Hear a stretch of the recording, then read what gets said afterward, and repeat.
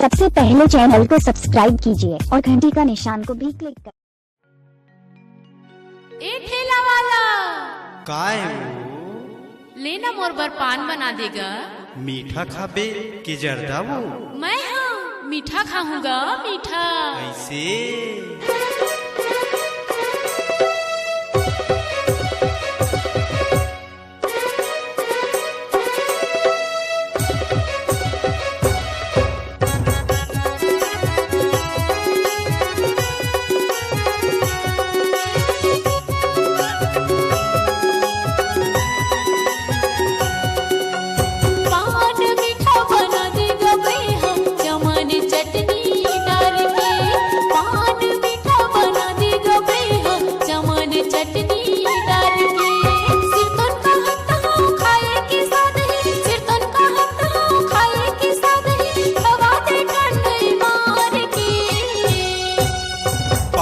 मीठा बनाऊं गोरी चमन चटनी डाल के।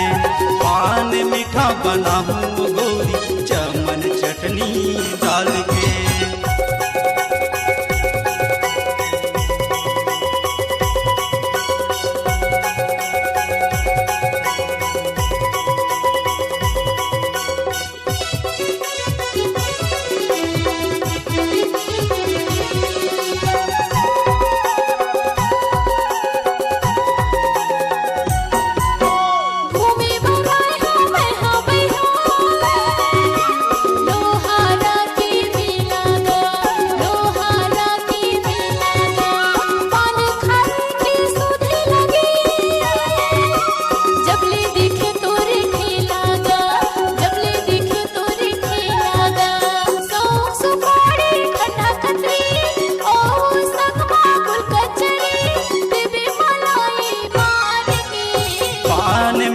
बनाऊं गोरी चमन चटनी डाल के।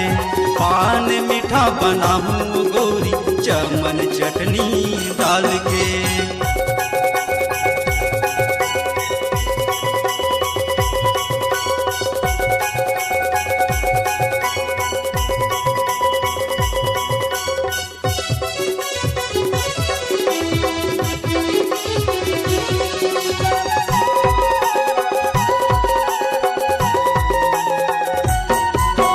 मायाले बेला ठेला वाला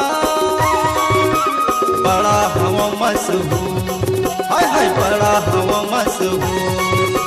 पाने ला मोरे खाले गोरी लहुट के या बेजरूर, हाय हाय लहुट के या बेजरूर।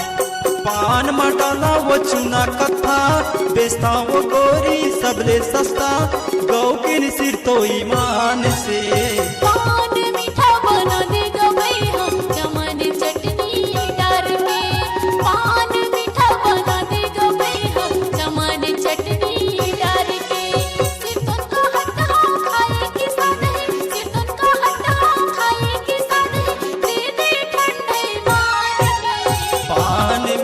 बनाऊं गोरी चमन चटनी डाल के। पान मीठा बनाऊं गोरी चमन चटनी डाल के।